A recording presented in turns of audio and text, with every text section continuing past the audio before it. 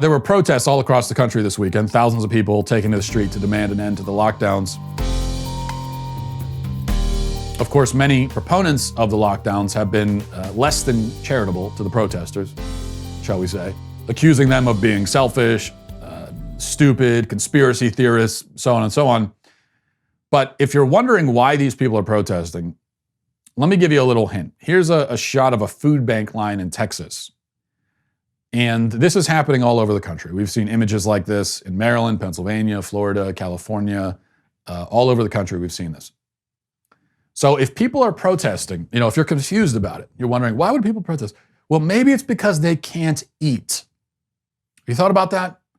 Maybe it's because they would like to be able to eat, and the government has taken that ability from them. Now, for another hint at why people might protest, we could look at this image from a CNN article. It's a woman who was protesting in Maryland, and she's got a very crudely made sign, and she's saying she wants to save her business. She needs her business to live. That's her livelihood, which makes sense, doesn't it? You may not agree with the protesters.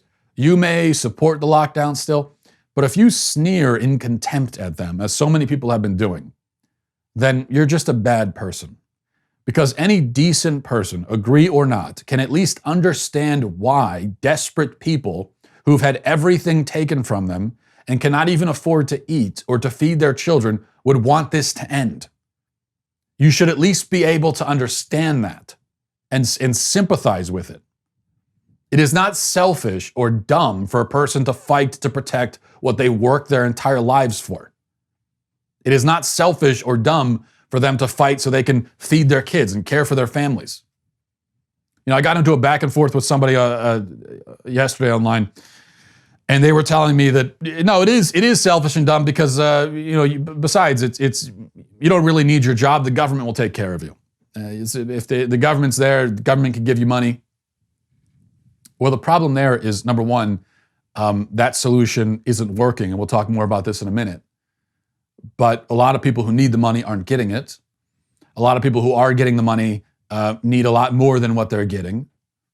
The government cannot step in and become the sugar daddy for tens of millions of Americans all at once. It just can't do that. The money has to come from somewhere, and it doesn't work.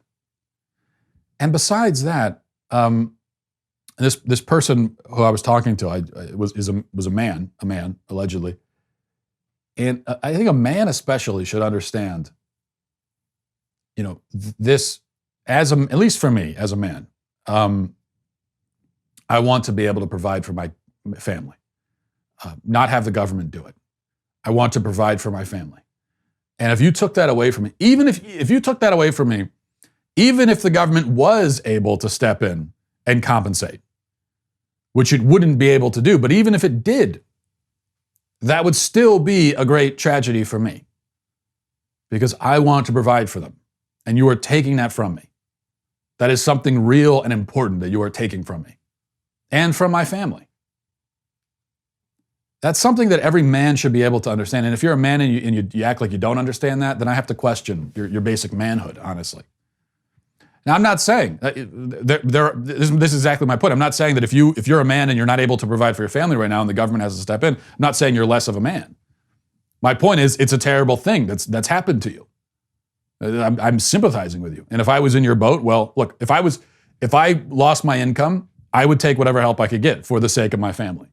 And that would, in that case, be the manly thing to do, to humble yourself. But it's not ideal. It's not good. It's a tragedy. And I just can't help but take note of the fact that seemingly the vast majority of the people criticizing the lockdown protesters, certainly the loudest and most visible critics in media, still have incomes. They have an income, but they're calling you selfish for wanting your income back. Well, I hope you enjoyed that clip from the Matt Walsh Show. If you did, go ahead and hit that subscribe button right down there so you can stay up to date on all of our future content.